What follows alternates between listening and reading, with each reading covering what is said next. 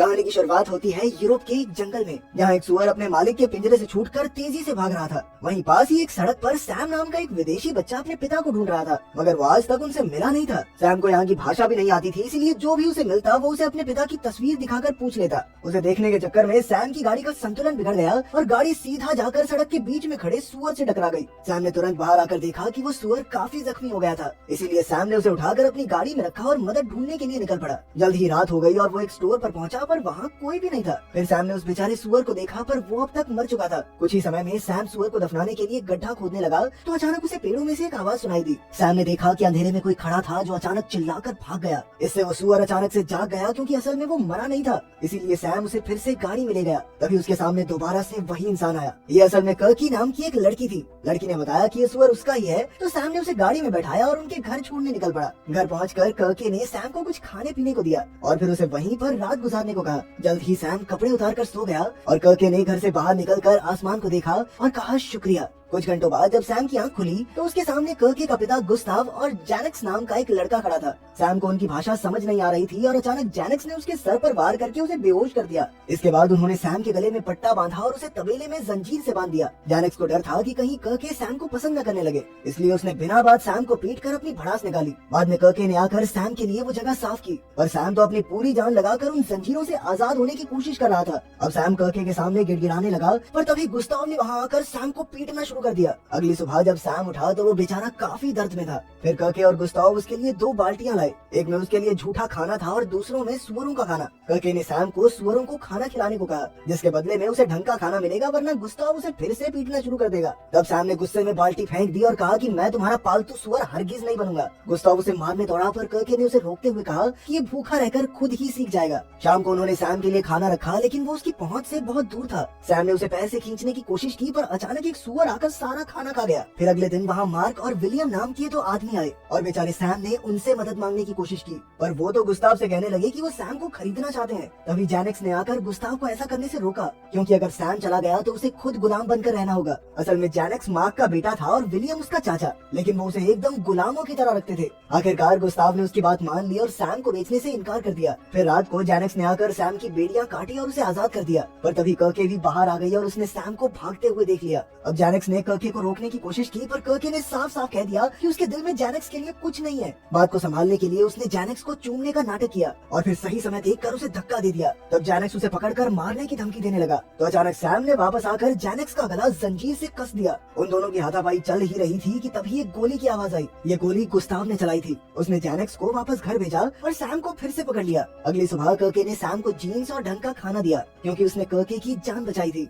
Sam ने फिर से कहा कि मैं तुम्हारा गुलाम बनकर नहीं रह सकता, तो कर्की कहने लगी कि तुमने ही तो मुझे गाड़ी में बैठाया था, और वो बेचारा मजबूरी में सुअरों को नहलाकर उनकी देखभाल करने लगा। बाद में गुस्ताव ने उसे एक लंबी जंजीर से बांधा ताकि वो बाहर लकड़ी काटने जा सके। जब दरवाजा खुला तो सैम कई दिन बाद धूप में जाकर बेहद खुश हुआ, पर तभी गुस्ताव ने उसे एक सुअर को मारने का हुक्म दे दिया, जिसे वो एक पार्टी के लिए पकाने वाले थे। मगर सैम किसी को मारने के बारे में सोच भी नहीं सकता था, इसीलिए आखिर में गुस्ताव को ही उस सुअर को मारना पड़ा। खैर कुछ देर बाद वही सुअर सैम के पास आया जिसकी उसने जान बचाई थी, और वो सुअर उसे मम्मी मम्मी कह के बुलाने लगा। इससे बेचारा सैम इतना डर गया कि उसकी तबीयत ही खराब हो गई। फिर अगले दिन कर्की ने सैम को खुद नहलाया और समझाया कि पार्टी के दिन गुस्ताव उसे पूरे परिवार के सामने दिखाकर अपनी धौंस जमाएगा, इसीलिए सैम को साफ सुथरा दिखना होगा। इसके बाद उसे कपड़े पहनाकर टेबल पर ले जाया गया, जहाँ सभी लोग खाना खा रहे थे। सैम को बाकी सबके साथ खाने पीने की इजाजत थी, लेकिन हर वक्त उसके गले में जंजीर बंधी रहती। वहीं दूसरी ओर जैनेक्स को एक गंदे कुत्ते की तरह दूर कहीं बैठा दिया गया। खैर खाने के बाद सब नाचने गाने लगे, तो कर्की ने सैम को डांस के लिए बुलाया। उन्हें देखकर तो जैनेक्स की और जल गई।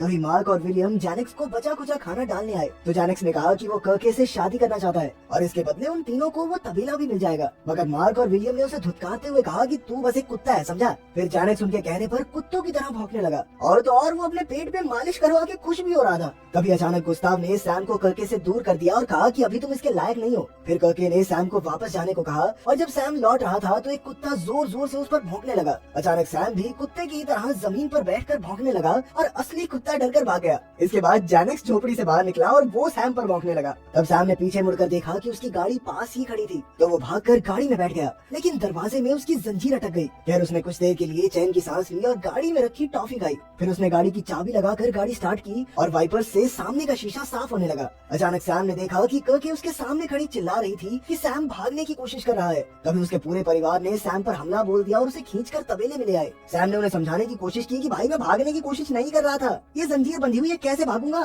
पर उनमें से किसी ने उसकी एक न सुनी और गुस्ताव उसे सबके सामने कुत्तों की तरह पीटने लगा। बेचारा सैम पूरी रात दर्द से करहाता रहा। फिर अगले दिन उसे एक छोटी जंजीर से बांधा गया ताकि वो ज्यादा हिल डुल ही ना सके। बाहर जैनेक्स और एक लड़का कुछ सुअरों को ट्रक में भर रहे थे। कुछ देर बाद वही सुअर फिर से सैम के पास आया। सैम ने उसे दूर जाने को कहा, पर जल्द ही सुअर ने उसे कुछ औजार ला कर दिए और उनकी मदद से सैम एक बार फिर से भाग निकला। वो चुपके से उस ट्रक में छुप गया और वो सुअर भी सैम के साथ ही आ गया। और कुछ ही समय में ट्रक का टायर फट जाने की वजह से वो पलट गया। जैसे तैसे जैनेक्स खिड़की से बाहर निकला और उसने देखा कि सैम और बाकी के सुअर तेजी से भाग रहे थे। उधर तबेले में जब कर्के को सैम के भागने की खबर मिली तो वो फूट फूट कर रोने लगी। तो गुस्ताव तुरंत ही सैम को ढूंढने निकल गया। वहीं सैम जंगल में पूरी तेजी से दौड़ रहा था, लेकिन फिर वो अचानक से एक गड्ढे में गिरकर बेहोश हो गया। फिर रात को उसकी आंख खुली तो उसने गड्ढे से बाहर निकलने की खूब कोशिश की, लेकिन कोई फायदा नहीं हुआ। आखिरकार वो बेचारा निराश होकर रोने लगा। फिर अगली सुबह अचानक गड्ढे में एक रस्सी आई तो सैम ने देखा कि वही सुअर उसे बचाने आया था। जल्द ही सैम रस्सी की मदद से बाहर आ गया और फिर सुअर ने उसे जंजीरें खोलने में भी मदद की।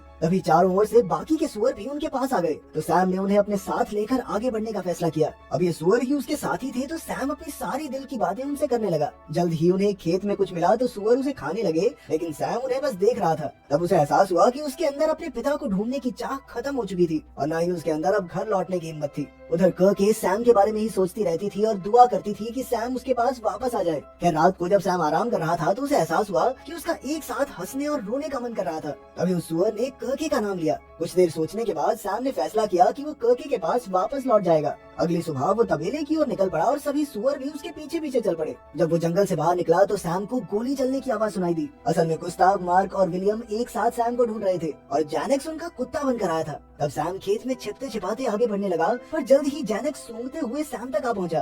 तभी गुस्ताव ने सैम के ऊपर बंदूक तान दी और उसे सारे सुअर लौटाने को कहा। सैम को पास ही में अपना वो सुअर दिखाई दिया, पर उसने एक शब्द नहीं बोला। गुस्ताव ने उस पर गोली नहीं चलाई क्योंकि पहले वो अपने सुअर वापस लेना चाहता था, लेकिन अचानक जैनेक्स ने बंदूक हथियार ली ताकि वो सैम पर गोली चला सके। जल्द ही चारों आदमी बंदूक के लिए लड़ने लगे और सैम मौका देखकर भाग निकला और अचानक उसने गोली की आवाज सुनी और वो वहीं जम गया। फिर वो तुरंत वापस लौटा और उसने देखा कि सुअर गुस्ताव के पैर का जख्म चाट रहे थे। अब सैम ने गुस्ताव को अपने कंधों पर उठाया और तबेले की ओर चल पड़ा। सैम ने उसकी जान बचाई थी, इसलिए गुस्ताव उससे बहुत खुश था। वो अब उसके साथ गुलाम की तरह नहीं बल्कि एक आम इंसान की तरह बर्ताव करने लगा। फिर उसने सैम को अपनी बेटी कर्के से शादी करने की इजाजत भी दे दी। बाद में जब कर्के उसके घाव पर मरहम लगा रही थी तो गुस्ताव ने उसे वो गोली संभाल कर रखने को कहा ताकि वो मार्क और विलियम से बदला ले सके। इसके बाद कर्के ने सैम को बताया कि उसके पिता उनकी शादी के लिए तैयार हो गए हैं और वही सुअर उन्हें दूर से देख रहा था। उस रात जब वो एक दूसरे के साथ कुछ निजी समय बिता रहे थे तो अचानक उन्हें कुत्ते के भौंकने की आवाज सुनाई दी और बाहर से बहुत तेज रोशनी आई। वो दोनों भागकर बाहर निकले तो उन्होंने देखा कि तबेले में आग लग गई थी और बेचारे सुअर जोर जोर से चिल्ला रहे थे।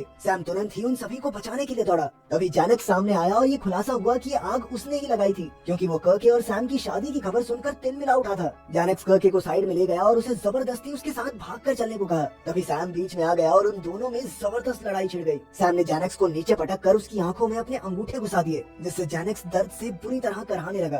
अब तक काफी सुअर आग से बचकर भाग निकले थे। इस घटना के कुछ समय बाद सैम और कर्के ने शादी कर ली। मार्क और विलियम ने उनके तबेले में हुए नुकसान की भरपाई की और गुस्ताव के साथ अपनी दुश्मनी खत्म करके एक नई शुरुआत भी।